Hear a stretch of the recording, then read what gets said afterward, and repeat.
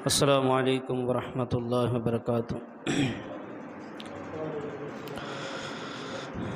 इन्नल हम्दलिल्लाहि नहमदुहु व नस्तईनुहु व नस्तगफिरुह व नऊज़ु बिल्लाहि मिन शुरूरि अनफुसिना व मिन सय्यिआति अअमालिना। मन यहदिहिल्लाहु फला मुदिल्ल लहु वमन युद्लिल्हु फला हादिय लहु व अशहदु अन ला इलाहा इल्लल्लाहु वहदहु ला शरीक लहु व अशहदु अन्न मुहम्मदन अब्दुहु व रसूलुहु। अल्लाहुम्म सल्लि अला मुहम्मद व अला आलि मुहम्मद कमा सल्लैता अला इब्राहीम व अला आलि इब्राहीम इन्नका हमीदुम मजीद। अल्लाहुम्म बारिक अला मुहम्मद व अला आलि मुहम्मद कमा बारकत अला इब्राहीम व अला आलि इब्राहीम इन्नका हमीदुम मजीद। या अय्युहल्लज़ीना आमनुत्तकुल्लाह हक़्क़ तुक़ातिह वला तमूतुन्न इल्ला व अंतुम मुस्लिमून। या अय्युहन्नासु इत्तक़ू रब्बकुमुल्लज़ी ख़लक़कुम मिन नफ्सिन वाहिदा वख़लक़ मिन्हा ज़ौजहा वबस्स मिन्हुमा रिजालन कसीरन वनिसाअ वत्तक़ुल्लाह अल्लज़ी तसाअलून बिही वल अर्हाम इन्नल्लाह कान अलैकुम रक़ीबा। या अय्युहल्लज़ीना आमनुत्तक़ुल्लाह वक़ूलू क़ौलन सदीदा युस्लिह लकुम अअमालकुम वयग़फ़िर लकुम ज़ुनूबकुम वमन युतिइल्लाह वरसूलहु फ़क़द फ़ाज़ फ़ौज़न अज़ीमा। अम्मा बअद फ़इन्न ख़ैरल हदीस किताबुल्लाह व ख़ैरल हदी हदी मुहम्मदिन सल्लल्लाहु अलैहि वसल्लम व शर्रल उमूरि मुहदसातुहा व कुल्ल मुहदसतिन बिदअह व कुल्ल बिदअतिन ज़लालह व कुल्ल ज़लालतिन फ़िन्नार। क़ाल अल्लाहु सुब्हानहु व तआला फ़िल कलामिल मजीद वल फ़ुरक़ानिल हमीद। अऊज़ु बिल्लाहि मिनश शैतानिर रजीम। वलनब्लुवन्नकुम बिशैइन मिनल खौफ़ि वल जू'i व नक़्सिम मिनल अम्वालि वल अन्फुसि वस्समरात वबश्शिरिस साबिरीन। वक़ाल अहसिब अन्नास अन युत्रकू अन यक़ूलू आमन्ना वहुम ला युफ्तनून। वक़ाल इन्नल्लज़ीन क़ालू रब्बुना अल्लाहु थुम्मा इस्तक़ामू फला ख़ौफ़ुन अलैहिम वला हुम यहज़नून। रब्बि शरह ली सदरी व यस्सिर ली अमरी वहलुल उक़दतम मिन लिसानी यफ़क़हू क़ौली। Rabbi ज़िदनी इल्मन rabbi ज़िदनी इल्मन rabbi ज़िदनी फ़हमा। सदक़ल्लाहुल अज़ीम। हर किस्म की हम्द व सना तारीफ़ात तस्बीहात अल्लाह मालिकुल मुल्क के लिए लायक और ज़िबा है, जो रब ताला पूरी कायनात का पालने वाला खालिक मालिक राज़िक तन्हा यकता तमाम तारीफ़ों के लायक ज़ात है। अल्लाह रब्बुल आलमीन जब अपनी किताब का आगाज़ करते हैं अल्हम्दुलिल्लाहि रब्बिल आलमीन, वो इसी बात से होता है कि तमाम तारीफ़ें उस रब के लिए हैं जो तमाम जहानों का पालने वाला है। अर्रहमान अर्रहीम, जो रहमान भी है रहीम भी है। मालिक यौमिद्दीन, बदले के दिन का मालिक है। अल्लाह रब्बुल आलमीन की इंसान जिस भी सिफ़त की तरफ देखता है वो हर किस्म के ऐब से पाक सिफ़त है, और उसके अंदर किसी किस्म की कोई कमी कोताही इंसान कभी निकाल ही नहीं सकता। ये इंसान की औकात ही नहीं है कि वो अल्लाह रब्बुल आलमीन की हस्ती की किसी सिफ़त के बारे में कोई बात कर सके। बल्कि कोई भले गैर मुस्लिम ही क्यों ना हो, मुल्हिद ही क्यों ना हो, वो भी अल्लाह रब्बुल आलमीन के बारे में बात करते हुए 100 बार सोचते हैं कि हम उस हस्ती के बारे में, उस ज़ात के अंदर हम नुक्स निकालें तो क्या निकालें। क्योंकि अल्लाह तो वो ज़ात है कि जिसने उनके लिए एक परफेक्ट तरीके से जो सूरज को तुलू भी करता है, गुरूब भी होता है। जो अल्लाह को नहीं मानते और जब उन्हें अल्लाह के दलाइल दिए जाते हैं तो वो भी परेशान हो जाते हैं कि वाकई ही ये सब कुछ खुद नहीं हो सकता, कि एक सूरज टाइम से निकलता है, टाइम पे गुरूब होता है, चांद टाइम से आता है, टाइम से जाता है, अपने 28 दिन पूरे करता है, कम भी होता है, ज़्यादा भी होता है। इसी तरह मौसम की बारिश, मौसमों के फल, मौसमों का तब्दील होना, सर्दी गर्मी बहार ख़िज़ा, इतनी बड़ी बड़ी निशानियाँ और हर चीज़ का परफेक्ट तरीके के साथ काम करना, ये कोई तो हस्ती है जो बिल्कुल परफेक्ट है, और वो अल्लाह रब्बुल आलमीन की ज़ात है। इसलिए तमाम की तमाम तारीफ़ें उस रब ताला की ज़ात के लिए कि जिसने हमें इन सब नेमतों से नवाजा है, कि हम उसका जितना शुक्र अदा करें बहुत ही कम है। हम उसका शुक्र अदा नहीं कर सकते, लेकिन हमारा हक़ यही बनता है कि हम जिस कदर हो सके अल्हम्दुलिल्लाहि रब्बिल आलमीन, अल्लाह रब्बुल आलमीन का शुक्र अदा करते रहें। क्योंकि अल्लाह अपना कलाम भी यहीं से शुरू करता है कि कहो अल्हम्दुलिल्लाह, तमाम तारीफ़ें उस पाक ज़ात के लिए हैं। दुरूद व सलाम हो इमामुल अंबिया, इमाम कायनात जनाब मुहम्मदुर रसूलुल्लाह सल्लल्लाहु अलैहि वसल्लम की ज़ात अक़दस पर। नबी करीम सल्लल्लाहु अलैहि वसल्लम वो ज़ात हैं, वो हस्ती हैं कि जिन्हें तमाम अंबिया पर फजीलत हासिल है, और जिस जन्नत के लिए इंसान कट मरता है उस जन्नत के सबसे पहले दस्तक देने वाले मुहम्मदुर रसूलुल्लाह सल्लल्लाहु अलैहि वसल्लम हैं। कि आप सल्लल्लाहु अलैहि वसल्लम सबसे आखिर में आकर भी सबसे ज़्यादा फजीलत रखने वाले नबी हैं मोहम्मद सल्लल्लाहु अलैहि वसल्लम। फिर और अंबिया को जो किताबें दी गई वो वक्त के साथ बदल गई, लेकिन कुरान के बारे में अल्लाह रब्बुल आलमीन ने फ़ैसला फरमा दिया कि क़यामत की दीवारों तक इसका एक हर्फ भी नहीं बदला जा सकता। ये भी मुहम्मदुर रसूलुल्लाह सल्लल्लाहु अलैहि वसल्लम की फ़जीलत है कि आपको ऐसी किताब कुरान मजीद अता की गई कि जिसके एक एक हर्फ पढ़ने पर भी इंसान को नेकियां मिलती हैं। और करोड़ों रहमत नाजिल फरमाए अल्लाह रब्बुल आलमीन सहाबा इकराम रिज़वानुल्लाहि अलैहिम अजमाइन पर, कि जिनके बारे में अल्लाह रब्बुल आलमीन फरमाते हैं रज़ी अल्लाहु अन्हुम व रज़ू अन्हु, कि अल्लाह उनसे राज़ी, वो अल्लाह से राज़ी। इसके पीछे सहाबा इकराम रिज़वानुल्लाहि अलैहिम अजमाइन की बहुत बड़ी बड़ी कुर्बानियाँ हैं।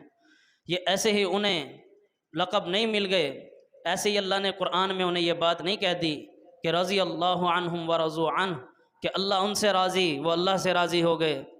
और अल्लाह रब्बुल आलमीन ने फिर उनके ईमान की गारंटी देते हुए क्या बात फरमाई कि फ़इन आमनू बिमिस्लि मा आमनतुम बिही फ़क़द इहतदौ, कि अगर तुम ईमान लाओ जैसे सहाबा इकराम रिज़वानुल्लाहि अलैहिम अजमाइन ईमान लाए तो तब तुम हिदायत याफ्ता हो, वगरना नहीं।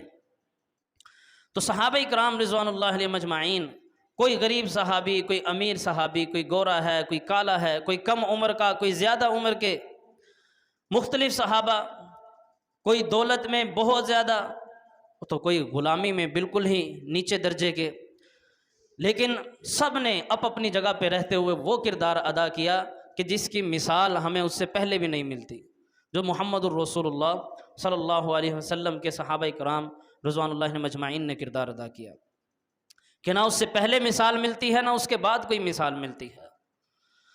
अब अल्लाह रब्बुल आलमीन का ये फ़ैसला था जो मैंने आपके सामने आयत तिलावत की कि अहसिबन नासु, क्या लोगों ने ये गुमान कर लिया है, अन युत्रकू अन यक़ूलू व हुम ला यफ्तनून, कि इनको ऐसे ही छोड़ दिया जाएगा और हम इन्हें आजमाएंगे नहीं। इन्हें आजमाइश में नहीं डाला जाएगा। अल्लाह ऐसे ही जन्नत दे देगा। भाई अल्लाह ने जो नेमतें दे दी हैं इस दुनिया में, हम तो उसका शुक्र अदा नहीं कर सकते। जन्नत हासिल करने के लिए अल्लाह ही की दी हुई सारी नेमतें, अगर अल्लाह कहे कि इनको ऐसे इस्तेमाल कर लो तो हम वैसे इस्तेमाल नहीं कर सकते। जो दी ही रब ने हैं, कोई बंदा इख्तियार नहीं रखता, ना अपने दिल की धड़कन पर, ना अपने आँखों के झपकने पर, ना अपने गुर्दों के काम करने पर, ना अपने दिमाग के काम करने पर। सब सिस्टम उसका अंदर खुद ब खुद चल रहा है। अगर इंसान के हाथ में खुद कंट्रोल दे दिया जाए उसके अंदर के सिस्टम का, वो तो पता नहीं क्या कुछ कर बैठे, जिंदा ही नहीं रह सकता। और अगर ये सारा सिस्टम अल्लाह रब्बुल आलमीन अपने हाथ में ना रखें कि इंसान का दिल एक दिन में 1,00,000 मरतबा धड़कता है, अगर ये इंसान के हाथ में सिस्टम आ जाए तो थोड़ी देर के लिए भी अगर सिस्टम बंद हो गया, क्या करेगा इंसान, कहाँ जाएगा? तो जो चीज़ें इंसान के बस में नहीं थी, अल्लाह ने उनका कंट्रोल भी अपने पास रखा है कि इंसान को परेशानी ना हो। लेकिन आजमाया जाएगा दीन इस्लाम के लिए, कि दीन पर जब चलोगे तो अल्लाह आजमाएगा कि हाँ भाई अब तुम जन्नत में जाने के लिए आए हो, अब जन्नत के तलबगार हो। तो वो जन्नत तो भाई इस पूरी दुनिया की जो ज़मीन है सब की सब, और जन्नत का एक इतना हिस्सा हदीस में आता है जितना एक तीर होता है, फुट 1.5 फुट का। जन्नत का इतना सा टुकड़ा, 1 फुट का टुकड़ा, ये पूरी ज़मीन पूरी कायनात उसका मुकाबला नहीं कर सकती। जन्नत तो वो चीज़ है, अगर वो जन्नत चाहिए फिर कुर्बानियाँ देनी होंगी, फिर तकलीफ़ें बर्दाश्त करनी पड़ेंगी। हाँ, अगर जन्नत नहीं चाहिए फिर जो मर्ज़ी करते फिरो, फिर अल्लाह तुम्हारी शायद दुनिया को ही जन्नत बना दे, इसमें अयाशियाँ भी करो, जो मर्ज़ी करो, हराम खोरियाँ भी करो, नमाजें भी छोड़ो, अगर जन्नत नहीं चाहिए। अगर जन्नत चाहिए तो फिर अल्लाह रब्बुल आलमीन का कानून है कि अल्लाह आज़माता है। दुनिया की ज़िंदगी में भी हम इस चीज़ का मुशाहिदा कर सकते हैं कि कुछ भी हमने पाना होता है उसके लिए हमें कुछ खोना पड़ता है, उसके लिए कुछ कुर्बानियाँ देनी पड़ती हैं। कुछ भी करना है, इंसान एफर्ट करता है, मेहनत करता है, अपने हाथों से, अपने पैरों से अपना दिमाग लड़ाता है। इसी तरह अगर आखिरत कमानी है उसके लिए भी कुर्बानियाँ देनी होंगी। आखिरत ऐसे ही नहीं चल जाएगी कि बस हमने कलमा पढ़ लिया था, हम मुसलमान हो गए, अब काम चल रहा है, बस मेरा बाप भी मुसलमान, मेरा दादा भी मुसलमान था, मैं भी उन्हीं का बच्चा हूँ, मैं भी मुसलमान हूँ, लिहाजा मेरी बख्शिश तो हो गई पक्की, अब मुझे कोई पूछने वाला नहीं। नहीं मेरे भाई, ऐसे बात नहीं है। बल्कि आप जिस कैटेगरी में रह रहे हैं, आपको जो अल्लाह ने इन्वायरमेंट दिया है, जो आपका घर है, जो आपका कारोबार है, जो आपके लेन देन हैं, जो आपके रिश्तेदार हैं, जो आपके दोस्त अहबाब हैं, जो भी चीज़ें आपको मुयस्सर हैं, उन्हीं के मुताबिक अल्लाह की तरफ से आपके ऊपर आजमाइश आएगी। और अगर जन्नत चाहिए तो उन आजमाइशों पे उतरना पड़ेगा पूरा, उन पर सब्र भी करना होगा। वबश्शिरिस साबिरीन, खुशखबरी और बशारत सब्र करने वालों के लिए। अब जब ईमान लाए सहाबा इकराम रिज़वानुल्लाहि मजमाइन, सफ़े अव्वल के सहाबा, उनके अंदर अमीर सहाबा भी थे। हज़रत अबू बकर सिद्दीक़ रज़ी अल्लाह अन्हु एक दौलतमंद थे। हज़रत खतीजा रज़ी अल्लाह अन्हा दौलतमंद हैं, आपकी ज़ौजा। इसी तरह उस्मान बिन अफ़ान रज़ी अल्लाह अन्हु, अब्दुर्रहमान बिन औफ़ रज़ी अल्लाह अन्हु, ये तबका जो कुछ मालदार था और कुछ रोब रखने वाली शख्सियात थी। और इसी तरह हमज़ा बिन अब्दुल मुत्तलिब, सैयदुश्शुहदा अमीर हमज़ा रज़ी अल्लाह अन्हु, उमर बिन ख़त्ताब रज़ी अल्लाह अन्हु, ये सहाबा इकराम रिज़वानुल्लाहि मजमाइन, ये थे कुछ अपना एक स्टेटस, एक मेयार रखने वाले सहाबा। इनके ऊपर आजमाइश अल्लाह ने भेजी, इनके मुताबिक जो इन पे आनी चाहिए थी, जो अल्लाह ने भेजनी थी वो इन पे भेजी। लेकिन दूसरी तरफ था गरीब तबका, खब्बाब बिन अरत रज़ी अल्लाह अन्हु, अम्मार बिन यासिर रज़ी अल्लाह अन्हु, इसी तरह बिलाल रज़ी अल्लाह अन्हु, ये जितने भी ग़ुलामी की ज़िंदगी गुजारने वाले थे, इनके ऊपर मुख्तलिफ़ किस्म की आजमाइश आई है। इनको फिर उस पर सब्र करना पड़ा है। और फिर अल्लाह का कानून है कि जिसके ऊपर जितनी आजमाइश उसको फिर फल भी उतना ही। हज़रत बिलाल रज़ी अल्लाह अन्हु पर आजमाइशें आई तो मुहम्मदुर रसूलुल्लाह सल्लल्लाहु अलैहि वसल्लम ने उनके कदमों की आवाज़ जन्नत में भी तो सुनी है कि दुनिया ही में जन्नत की बशारत मिल गई हज़रत बिलाल रज़ी अल्लाह अन्हु को। बहरहाल हमारा सीरत का मौजू चल रहा था, तो मैं उसमें बता रहा था आपको कि ये जो इनका 3-4 साल का अरसा है, कुछ गैप के बाद ये महाज आराइयाँ करते रहे कि मुख्तलिफ़ तरीके से मुहम्मदुर रसूलुल्लाह सल्लल्लाहु अलैहि वसल्लम की दावत को रोकने की कोशिश करते रहे। उसमें इन्होंने हंसी मजाक ठट्ठा और आप सल्लल्लाहु अलैहि वसल्लम की दावत को मशकूक बनाना और आपकी दावत को पिछले लोगों की किस्से कहानियाँ कहना, इस तरह की बहुत सी चीज़ें करने की कोशिश की कि जिससे मुहम्मदुर रसूलुल्लाह सल्लल्लाहु अलैहि वसल्लम की दावत को रोका जा सके। और इनकी इन सब हरकतों का जवाब अल्लाह ने अपने कुरान में दे दिया। और फिर एक कोशिश आखिरी इनकी ये थी ज़ुबानी कोशिशों में से कि आप वद्दू लौ तुदहिनु फयुदहिनून, कि अल्लाह रब्बुल आलमीन फरमाते हैं कि ये चाहते हैं कि आप ढीले पड़ जाएं तो ये भी ढीले पड़ जाएं। आखिरी इनकी कोशिश थी कि मुहम्मदुर रसूलुल्लाह सल्लल्लाहु अलैहि वसल्लम के साथ मुआहिदा हो जाए हमारा, कि एक साल आपके रब की हम इबादत करें और एक साल आप हमारे बुतों की इबादत करें, लिहाजा रल मिल के काम चल जाएगा। उसके जवाब में भी अल्लाह रब्बुल आलमीन ने सूरह काफिरून नाजिल फरमा दी कि कुल या अय्युहल काफिरून, कह दीजिए इन काफिरों से। और यहाँ एक बात समझने की और है, अगर माआज़ल्लाह सुम्मा माआज़ल्लाह जो मुहम्मदुर रसूलुल्लाह सल्लल्लाहु अलैहि वसल्लम को झूठा नबी समझते हैं, अगर मुहम्मदुर रसूलुल्लाह सल्लल्लाहु अलैहि वसल्लम की नबूवत सच्ची ना होती तो आप इनके साथ कंप्रोमाइज़ कर लेते। आप कहते ठीक है मेरी बात भी पूरी हो रही है, एक साल तुम्हारे बुतों की इबादत की जाए, एक साल मेरे रब की इबादत की जाएगी। फिर जैसे इन्होंने ख़वातीन की ऑफ़र की, मोहम्मद सल्लल्लाहु अलैहि वसल्लम को बादशाह बनाने की ऑफ़र की, आप सल्लल्लाहु अलैहि वसल्लम को माल देने की ऑफ़र की, आप सल्लल्लाहु अलैहि वसल्लम को शोहरत आपको चाहिए आपको वो मिल जाएगी, हर चीज़ से मोहम्मद सल्लल्लाहु अलैहि वसल्लम ने इनकार कर दिया। क्यों? कि वो सच्चे नबी थे जनाब मुहम्मदुर रसूलुल्लाह सल्लल्लाहु अलैहि वसल्लम। तो अल्लाह रब्बुल आलमीन की तरफ से कलाम भी सच्चा, कि बात भी समझ आने वाली, खरी सीधी साफ बात, कह दीजिए इन काफिरों से ला अअबुदु मा तअबुदून, नहीं मैं इबादत करता हूं उनकी जिनकी तुम इबादत करते हो, वला अंतुम आबिदून मा अअबुदु, और ना तुम हो उस रब की इबादत करने वाले जिसकी मैं मोहम्मद सल्लल्लाहु अलैहि वसल्लम इबादत करता हूं, वला अना आबिदुम मा अबदतुम, और ना ही मैं हूं उन बुतों की इबादत करने वाला जिनकी तुम इबादत करते हो, वला अंतुम आबिदून मा अअबुद, फिर वही बात कही, और ना तुम हो इबादत करने वाले उस रब की जिसकी मैं मोहम्मद सल्लल्लाहु अलैहि वसल्लम इबादत करता हूँ। फिर आखिरी में आखिर आयत लकुम दीनुकुम वलिय दीन, तुम्हारे लिए तुम्हारा दिन, मेरे लिए मेरा दिन, नहीं कबूल करते ना करो, तुम्हारा नुकसान है। किसी की भी मोहम्मद रसूलुल्लाह सल्लल्लाहु अलैहि वसल्लम ने मिन्नत समाजत नहीं की दीन इस्लाम कबूल करने के लिए, अपने सिर्फ चचा की थी, वो भी अबू तालिब जिसने मोहम्मद सल्लल्लाहु अलैहि वसल्लम को पाला, खिदमत की कि चचा एक बार कलमा पढ़ लो, मैं क़यामत के दिन आपकी सिफारिश कर दूंगा। मेरे पास कोई बात होगी अल्लाह रब्बुल आलमीन के सामने रखने के लिए कि मेरे चचा ने आखिरी वक्त में कलमा पढ़ लिया था, लेकिन उस चचा ने भी कलमा नहीं पढ़ा। मगर ना मोहम्मद सल्लल्लाहु अलैहि वसल्लम ने अगर अपनी तरफ से लोगों के ऊपर ज़्यादा बात करने की कोशिश भी की कि इनको किसी तरह बस मैं दीन में ले आऊँ, तो अल्लाह रब्बुल आलमीन ने मना फरमा दिया कि ये मामला तो आपने करना ही नहीं है। आपका काम है आप कुरान पढ़ के इन्हें सुना दें, ईमान लाएं इनकी मर्जी, नहीं लाते इनकी मर्जी, छोड़ दें इनको। अल्लाह ने इनको अकल नहीं दी, समझ नहीं दी। ये तो मानते हैं कि बारिश बरसाता है अल्लाह, ये भी मानते हैं कि बादल लेकर आता है अल्लाह, ये भी मानते हैं दिन और रात अल्लाह लेकर आने वाला है, फिर अल्लाह की तरफ आने के लिए तैयार क्यों नहीं है?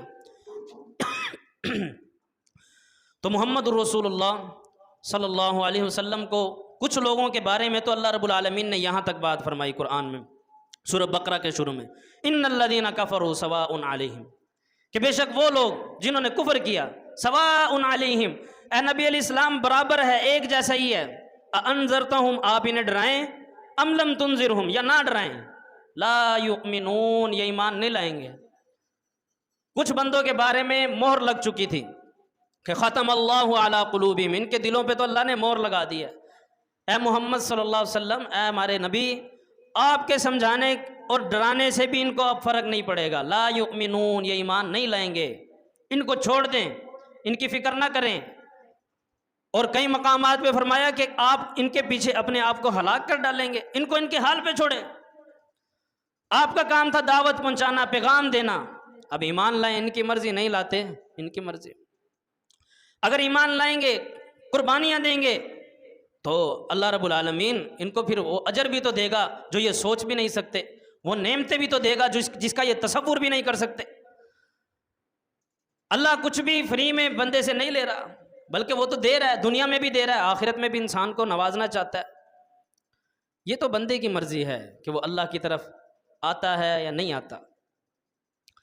तो मुसलमानों के ऊपर इनकी ये महाज आराइयाँ कुछ काम नहीं कर रही थी। मोहम्मद सल्लल्लाहु अलैहि वसल्लम की दावत को ये नहीं रोक पा रहे थे। फिर आप सल्लल्लाहु अलैहि वसल्लम का वही चचा अबू लहब, जो सफ़े अव्वल का दुश्मन था, कि ये शुरू में इसने अपने बेटों से मोहम्मद सल्लल्लाहु अलैहि वसल्लम की बेटियों को तलाक दिलवाई। फिर इसके एक बेटे ने, बदबख्त ने, मोहम्मद सल्लल्लाहु अलैहि वसल्लम के ऊपर कमीज़ फाड़ने की भी कोशिश की और हाथ उठाने की कोशिश की, जिसको एक शेर ने चीर फाड़ दिया था आप सल्लल्लाहु अलैहि वसल्लम की बद्दुआ से।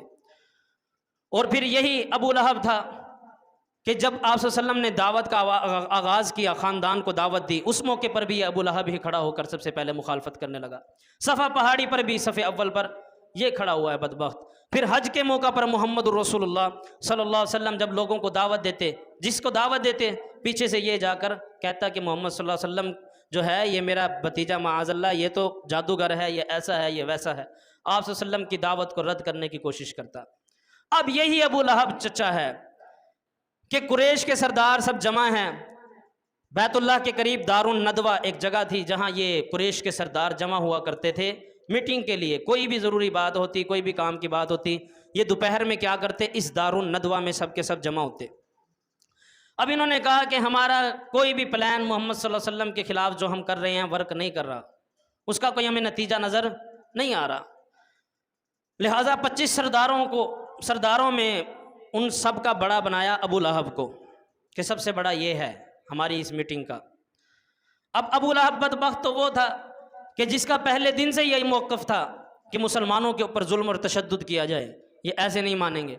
बाकी सब लोग फिर भी कह रहे थे कि अभी मामला चलने दें, ऐसे ही बात समझाने की कोशिश करते हैं, या ये दावत खुद ही ख़त्म हो जाएगी, इसको छोड़ दो।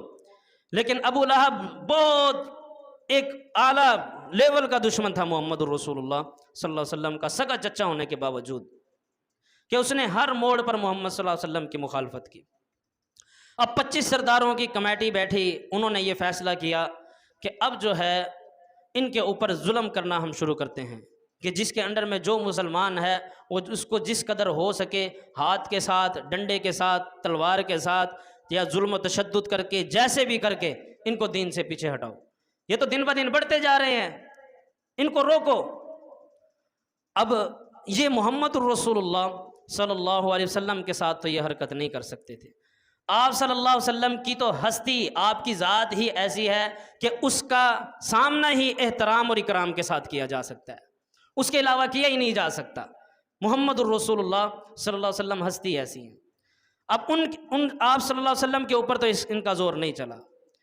फिर दूसरा, आप सल्लल्लाहु अलैहि वसल्लम को आपके चचा अबू तालिब की भी सपोर्ट, उसकी वजह से भी आप सल्लल्लाहु अलैहि वसल्लम को ऊपर हाथ डालना, आपको माअज़ल्लाह आपके ऊपर कोई जुल्म और तशद्दुद करना, ये इनके बस की बात ही नहीं थी। लिहाजा जो इनसे हो सकता था वो ये किया इन्होंने। अबू लहब और इसकी दूसरी कंपनी पार्टी कि थे तो ये मोहम्मद सल्लल्लाहु अलैहि वसल्लम के रिश्तेदार, इन्होंने क्या किया कि ये अक्सर ये काम करते कि कूड़ा क्रिकेट उठा के, गंद उठा के मोहम्मद सल्लल्लाहु अलैहि वसल्लम के घर फेंक देते, या कभी बच्चेदानी उठाकर ऐसे परफेक्ट तरीके से आप सल्लल्लाहु अलैहि वसल्लम के घर फेंकते कि वो सीधा हंडिया के अंदर जाके गिरती, और फिर आप सल्लल्लाहु अलैहि वसल्लम वो बार बार गंद उठा के बाहर फेंक आते, इन्हें कुछ कोई बात ही ना करते। और कभी कभी बाहर निकल के गंदगी निकाल फेंकते इनकी जो फेंकी हुई होती, और साथ इनको ये बात कर देते कि ऐ मेरे ख़ानदान के लोगों, ये कैसी हमसायगी है, ये कैसी रिश्तेदारी है। बस इतनी बात करके आप सल्लल्लाहु अलैहि वसल्लम पीछे हो जाते और कुछ ना कहते इनको। अब इन्होंने एक स्टेप और लिया मुसलमानों को रोकने के लिए। वो एक हमें वाक़या मिलता है सैयदना खब्बाब बिन अरत रज़ी अल्लाह अन्हु का। इस वाक़ये का इशारा हमें कुरान मजीद के अंदर भी मिलता है। वो वाक़या कुछ यूँ कि खब्बाब बिन अरत रज़ी अल्लाह अन्हु लोहार थे और इन्होंने कर्ज़ा लेना था एक काफिर से, आस बिन वाइल से। इससे पैसे लेने थे। अब इससे मांगते, ये खब्बाब बिन अरत रज़ी अल्लाह अन्हु इससे कर्ज़ा मांगते रहते, ये देता ना। तो खब्बाब बिन अरत रज़ी अल्लाह अन्हु और इसकी आपस में बातचीत बढ़ गई और आवाज़ें ऊंची हुई। तो खब्बाब बिन अरत रज़ी अल्लाह अन्हु ने से ये कहने लगा आस बिन वाइल कि तू मोहम्मद सल्लल्लाहु अलैहि वसल्लम का इनकार कर दे, जो तेरा कर्जा है मैं तुझे भी निकाल के दे देता हूँ। आस बिन वाइल ने ये बात की। तो खब्बाब बिन अरत रज़ी अल्लाह अन्हु कहने लगे अल्लाह की कसम, मैं तो उस वक्त तक इनकार नहीं करूँगा जब मेरी हड्डियाँ बोसीदा हो जाएंगी और फिर दोबारा क़यामत के दिन मुझे उठाया जाएगा, उस वक्त तक भी मैं मुहम्मदुर रसूलुल्लाह सल्लल्लाहु अलैहि वसल्लम का इनकार नहीं करूँगा। तो आस बिन वाइल कहने लगा, कहता है अच्छा ये बात है कि दोबारा उठाया जाएगा हम सबको। अब ये तो यकीन नहीं रखते थे आखिरत पे, इनका एक मसला ये भी था। तो कहता है दोबारा उठाया जाएगा, ठीक है, जब दोबारा उठाया जाएगा तो फिर मैं भी तो दोबारा उठाया जाऊंगा। और जैसे मेरे पास यहाँ मालो दौलत है और मेरे बेटे भी हैं, इसी तरह उस दिन जब उठाया जाएगा मैं उस दिन भी मालदार होऊंगा तुझसे ज़्यादा, और मेरे बेटे भी होंगे। अल्लाह रब्बुल आलमीन को इसकी ये बात इतनी नापसंद आई कि अल्लाह रब्बुल आलमीन ने कुरान की आयत नाजिल फरमा दी। अल्लाह रब्बुल आलमीन कुरान मजीद में सूरह मरियम में इरशाद फरमाते हैं, अफ़रअयतल्लज़ी कफ़र बिआयातिना, ए नबी अलैहिस्सलाम आपने उस शख्स को देखा कि जिसने हमारी आयतों से कुफ्र किया, वक़ाल लऊतयन्ना मालन व वलदा, और उसने कहा कि मेरे पास दूसरी ज़िंदगी में भी माल भी होगा और औलाद भी होगी, ये सारा कुछ होगा। अत्तलअल गैब अम इत्तख़ज़ इंदर्रहमानी अहदा, अत्तलअल गैब, क्या इसके पास कोई गैब के ख़जाने हैं? इसको गैब की खबर हो गई है कि क़यामत के दिन भी जब दोबारा उठाया जाएगा इसको माल भी मिल जाएगा, इसको औलाद भी मिल जाएगी। अम इत्तख़ज़ इंदर्रहमानी अहदा, या इसने रब रहमान से कोई अहद कर रखा है, वादा कर रखा है कि इसके लिए वहाँ वो माल भी होगा और इसकी औलादें भी होंगी। कल्ला हरगिज़ नहीं, सनक्तुबु मा यक़ूल, हम लिख रहे हैं जो भी ये बोल रहा है। सनक्तुबु मा यक़ूल, जो कुछ भी ये बोल रहा है हम इसकी एक एक बात लिख रहे हैं। अल्लाह रब्बुल आलमीन ने कैसी सीधी साफ़ सुथरी बात की है। मेरे भाइयों, हर बंदे का अमल लिखा जाता है, जो भी वो ज़ुबान से निकालता है। अल्लाह रब्बुल आलमीन फरमा रहे हैं ये जो ये बकवासियात कर रहा है, सनक्तुबु मा यक़ूल, हम ये सब लिख रहे हैं। वना मुद्दु लहू मिनल अज़ाबि मद्दा, और थोड़ा थोड़ा करके हम इसके अज़ाब को बढ़ाते ही चले जाएंगे। ये तो कह रहे हैं ना मेरे पास माल भी होगा औलाद भी होगी, नहीं, बल्कि हम तो इसको अज़ाब थोड़ा थोड़ा करके वना मुद्दु लहू मिनल अज़ाबि मद्दा, कि हम उसको बढ़ाते चले जाएंगे, थोड़ा थोड़ा बढ़ता ही चला जाएगा। वनरिसुहु मा यक़ूलु व यअतीना फ़रदा, और इसके वारिस हम होंगे उस दिन, और ये तो हमारे सामने अकेला हाजिर होगा, इसके पास कुछ भी नहीं होगा, ना इसका माल होगा ना इसकी औलाद होगी। तो ये भी मुसलमानों के ऊपर जुल्म किया जाता कि अगर किसी ने कोई किसी से कर्ज़ा लेना होता तो वो उसको कहता, अगर वो मुसलमान होता कि पहले तू ईमान से इनकार कर, मोहम्मद सल्लल्लाहु अलैहि वसल्लम से इनकार कर, हम तेरा कर्ज़ा तुझे वापस कर देंगे। तो लोगों ने मुसलमानों के साथ लेन देन का मामला भी छोड़ना शुरू कर दिया, और अगर किसी के पास मुसलमान के पैसे थे तो उसने देने से भी इनकार करना शुरू कर दिया। ये मामला मुसलमानों के साथ शुरू हो गया। उसके बाद जुल्म और तशद्दुद जब शुरू हुआ तो वो इस हद तक बढ़ गया कि जब हज के मौके पर लोग आते तो वो आवाज़ें सुनते और उनको आवाज़ें सुनाई देती, अहद अहद अहद अहद अहद, बस वो कहते ये किन लोगों की आवाज़ें, ऐसी दर्दनाक आवाज़ें कि बस अहद अहद की हर तरफ से आवाज़ आ रही है। तो उन्हें बताया जाता है कि ये वो हैं लोग हैं जो इस्लाम को जिन्होंने कबूल किया है और उनके ऊपर जुल्म किया जा रहा है, और उनकी ज़ुबान से ये अल्फाज निकल रहे हैं अहद अहद अहद, कि उनको गर्म तपते हुए रेत पे लिटाया जाता है, उनको कोयलों के ऊपर लिटाया जाता है, उन्हें ऊँट की खाल में या फिर किसी और जानवर की खाल में लपेट कर फिर उनके ऊपर जुल्म और तशद्दुद किया जाता है। ये उनके ऊपर गर्म लोहा करके वो लगाया जाता है। ये सारे जुल्म और तशद्दुद मुसलमानों के ऊपर किए जाते हैं, लेकिन वो इनकार नहीं करते, बल्कि उनकी ज़ुबान से एक ही बात निकलती रहती है, अहद अहद अहद, एक ही है, एक है, एक है, तुम जो मर्जी कर लो, ये 360 हम तुम्हारे बुत मानने के लिए तैयार नहीं है, किसी सूरत में नहीं। हमारा खालिक मालिक राजिक अहद, एक है अकेला अल्लाह, उसके अलावा कोई नहीं है। तो ये मुसलमानों के ऊपर जुल्म करते। और उमैया बिन खल्फ, ये हज़रत बिलाल रज़ी अल्लाह अन्हु का सरदार था। ये हज़रत बिलाल रज़ी अल्लाह अन्हु के ऊपर जुल्म करता, आपको गर्म रेत के ऊपर लिटाता और फिर ऊपर से हज़रत बिलाल रज़ी अल्लाह अन्हु के ऊपर बहुत बड़ा पत्थर रख देता। तो हज़रत बिलाल रज़ी अल्लाह अन्हु की कमर जलने लगती और जो पसीना आता कमर से और जो कमर जलती उसके खून से वो रेत भी ठंडी हो जाती। इस कदर जुल्म किया जाता मुसलमानों के ऊपर। तो एक मर्तबा ये जुल्म कर रहा था हज़रत बिलाल रज़ी अल्लाह अन्हु के ऊपर कि वहाँ से हज़रत अबू बकर सिद्दीक़ रज़ी अल्लाह अन्हु का गुज़र हुआ। हज़रत अबू बकर सिद्दीक़ रज़ी अल्लाह अन्हु ने कहा कि बस कर दे, तू कितना जुल्म करेगा इसके ऊपर, छोड़ क्यों नहीं देता। तो उसने जज्बात में आकर कह दिया, अगर तुझे इतना एहसास है तो मुझसे ख़रीद ले। तो हज़रत अबू बकर रज़ी अल्लाह अन्हु ने देर नहीं की, उससे पूछा बता इसकी कीमत कितनी है। तो उसने कहा 5 ओकिये इसकी कीमत है, जो आज के तकरीबन 16 लाख रुपए बनते हैं। 5 ओकिये 13 तोले सोने के करीब इसकी कीमत है। तो हज़रत अबू बकर सिद्दीक़ रज़ी अल्लाह अन्हु ने देर नहीं की, कहा ठीक है 5 ओकिये मैं तुझे देता हूँ, इसको छोड़ दे। तो उसने कहा कि अबू बकर रज़ी अल्लाह अन्हु, इतनी कीमत लगा दी इतने से गुलाम की, आम से इंसान की, मैं तो तुझे 1-2 ओकिये में भी देने के लिए तैयार हो जाता, तूने तो 5 ओकिये इतनी कीमत लगा दी है। हज़रत अबू बकर सिद्दीक़ रज़ी अल्लाह अन्हु ने उसको जवाब में कहा कि अगर तू इसके 10 ओकिये भी मांगता तब भी मैं तुझे दे देता, तब भी मैं राज़ी हो जाता, तू छोड़ इसको बस। उसकी रकम अदा की, हज़रत बिलाल रज़ी अल्लाह अन्हु को आज़ाद करवाया हज़रत अबू बकर सिद्दीक़ रज़ी अल्लाह अन्हु ने। और उमर बिन ख़त्ताब रज़ी अल्लाह अन्हु बड़ी प्यारी बात किया करते थे। अब अबू बकर सिद्दीक़ रज़ी अल्लाह अन्हु तो सरदार हैं ही हैं, हज़रत बिलाल रज़ी अल्लाह अन्हु तो हबशी हैं, रंग के भी काले और थे भी ग़ुलाम, और फिर जुल्म और तशद्दुद के बाद और भी ज़ख्मों के निशान, कमर जली हुई। लेकिन उमर बिन ख़त्ताब रज़ी अल्लाह अन्हु बात किया करते, अबू बकरिन सैयदना व आतका सैयदना, कहते कि हमारे सरदार अबू बकर ने हमारे सरदार सैयद बिलाल को आज़ाद करवाया। अरब के अंदर ये बात करना किसी गुलाम के बारे में एक बहुत बड़ी बात थी। उनको तो सबसे बड़ा मसला यही था कि ये दीन इस्लाम कहता है बस एक सफ़ में सब खड़े हो जाओ, कोई काला है, कोई कोरा है, कोई गरीब है, कोई अमीर है।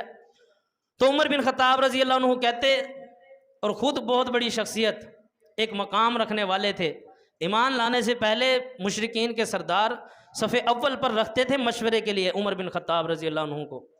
एक बड़ा मकाम था उमर बिन ख़त्ताब रज़ी अल्लाह अन्हु का।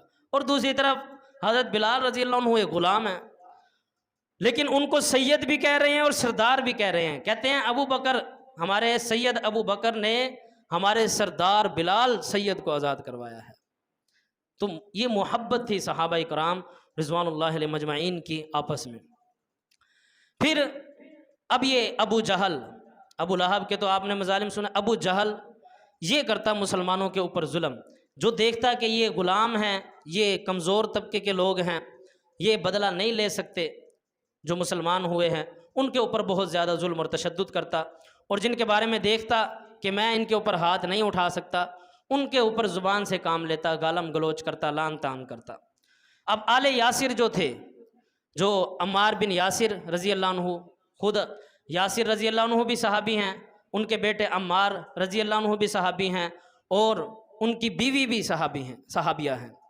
इन तीनों के ऊपर भी जुल्म और तशद्दुद किया जाता, और करने वाला होता अबू जहल। ये इतना जुल्म करता कि बेटे के सामने माँ बाप को, सुमैया रज़ी अल्लाह अन्हा को भी और यासिर रज़ी अल्लाह अन्हु को भी, उनके बेटे अम्मार के सामने जुल्म का निशाना बनाता, तशद्दुद का निशाना बनाता। हम तसव्वुर नहीं कर सकते कि एक बेटे के सामने तपती रेत पे एक बंदा, सरदार आदमी, उसकी माँ के ऊपर जुल्म करे। हम इसका अंदाज़ा नहीं लगा सकते उसकी तकलीफ़ का। तो मोहम्मद रसूलुल्लाह सल्लल्लाहु अलैहि वसल्लम का वहाँ से गुज़र होता है। आप सल्लल्लाहु अलैहि वसल्लम वहाँ से गुज़रे, आपने देखा कि आले यासिर के ऊपर बहुत जुल्म और तशद्दुद किया जा रहा है। तो आप सल्लल्लाहु अलैहि वसल्लम ने उनके बारे में अल्फाज कहे, सब्रन आल यासिरिन फ़इन्न मौइदकुमुल जन्नह, ए यासिर के घर वालों सब्र से काम लेना, जन्नत तुम्हारा इंतज़ार कर रही है, तुम जन्नत में ही जाओगे, सब्र से काम लेना। तो ये पहली शहीदा थी सैयदा सुमैया रज़ी अल्लाह अन्हा, जिसको शहीद किया नेज़ा मारकर अबू जहल बदबख्त ने। और फिर जो इनके वालिद थे उनको भी शहीद कर दिया। अम्मार रज़ी अल्लाह अन्हु के जो वालिद थे यासिर रज़ी अल्लाह अन्हु, उनको भी उनके बेटे के सामने शहीद कर दिया गया। तो ये पहले शहीद थे। और फिर जो यासिर बेटा था, अम्मार बेटा था, उसको भी बहुत जुल्म का निशाना बनाया गया, तशद्दुद का निशाना बनाया गया। फिर उनसे बार बार जुल्म इस कदर किया, अब माँ बाप तो शहीद हो गए और आँखों के सामने, और इनके ऊपर भी बेहद जुल्म किया जा रहा है। कभी गर्म लोहा लगा रहे हैं, कभी तपती रेत पे लिटा रहे हैं, कभी गर्म कोयलों के ऊपर लिटा रहे हैं, और कभी कोई चीज़ चबो रहे हैं, कभी हाथों को किसी लोहे के साथ दबा रहे हैं, मुख्तलिफ़ किस्म के मजालिम। आखिरकार ये कुफ्रिया अल्फाज कहने पे राज़ी हो गए कि वो बात इनके दिमाग में आ गई कि अगर दिल में ईमान हो तो ज़ुबान से कुफ्रिया अल्फाज कहे जा सकते हैं।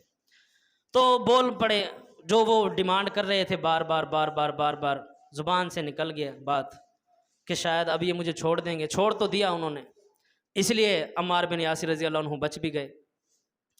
लेकिन इतना रोए मोहम्मदुर रसूलुल्लाह सल्लल्लाहु अलैहि वसल्लम के पास आकर के, ये मैंने क्या कर दिया, मैंने क्या कर दिया, मैंने ज़ुबान से कह कैसे दिया। तो आप सल्लल्लाहु अलैहि वसल्लम ने फिर उस मौके पर भी ये मसला समझाया कि अगर दिल में ईमान हो और बंदे की जान पे बनी हो तो फिर उस मौके पर अगर वो कुफ्री अल्फाज भी कह दे तो उसमें कोई हर्ज की बात नहीं है। जैसे कोई बंदा कहीं ऐसी जगह पहुंच गया जहां उसको खाने के लिए कुछ नहीं मिल रहा और वो मौत की कशमकश में है, और खाने के लिए अगर कुछ मिल रहा है तो वो हराम है, हलाल नहीं है, तो वो उसमें से उतना खा सकता है कि उसकी जान बच जाए। इसी तरह इसका मामला है कि अगर दिल में ईमान हो लेकिन जुल्म और तशद्दुद इस कदर बढ़ चुका है कि लगता है अब गए, अब जान गई, अगर उस मौके पर इंसान के दिल में ईमान और वो ज़ुबान से कोई कुफ्री अल्फाज कह भी दे तो अल्लाह रब्बुल आलमीन उसकी पकड़ नहीं करेंगे, इंशाअल्लाह उसे माफ़ कर दिया जाएगा। तो ये मुसलमानों के ऊपर जुल्म थे, तशद्दुद थे। बाकी जो मजालिम हुए वो इंशाअल्लाह मैं अगले जुमा में ही कवर करूँगा। एक दो जो सहाबा हैं उनके बारे में बता देता हूँ। जो पहले मैंने लोहार का जिक्र किया, खब्बाब बिन अरत रज़ी अल्लाह अन्हु, इनकी मालका थी उम्मे अनमार। वो क्या करती कि लोहा ही गर्म करके खब्बाब बिन अरत रज़ी अल्लाह अन्हु के सर में लगाया करती थी और उनकी कमर के ऊपर लगाती, और बाकायदा गर्म कोयले बिछाकर उसके ऊपर ये खब्बाब बिन अरत रज़ी अल्लाह अन्हु को लिटाया जाता। फिर जब खब्बाब बिन अरत रज़ी अल्लाह अन्हु की मुलाकात हुई उमर बिन ख़त्ताब रज़ी अल्लाह अन्हु से, और तो उमर बिन ख़त्ताब रज़ी अल्लाह अन्हु ने खब्बाब बिन अरत रज़ी अल्लाह अन्हु को अपनी सवारी पे बिठा लिया। किसी को भी नहीं बिठाते थे ऐसे, अपनी सवारी पे बिठाया और कहा कि एक आप हो और एक और बंदा है कि जिसको मैं इतनी इज्जत देता हूँ। उन्होंने कहा दूसरा कौन है? कहा बिलाल रज़ी अल्लाह अन्हु।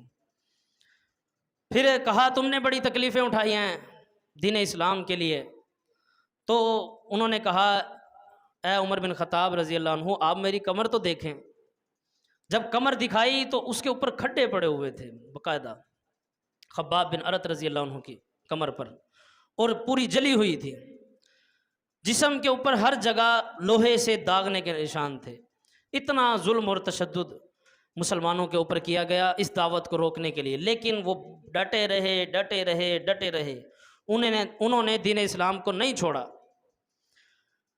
हज़रत मुसअब बिन उमैर रज़ी अल्लाह अन्हु गालबन आया आप सल्लल्लाहु अलैहि वसल्लम के पास और कहा अल्लाह के रसूल सल्लल्लाहु अलैहि वसल्लम, अब कोई अल्लाह से दुआ करें कि हम यहाँ से हिजरत कर जाएं, अल्लाह से दुआ करें कोई मदद आए हमारे ऊपर, अब तो इंतहा की भी इंतहा हो गई है।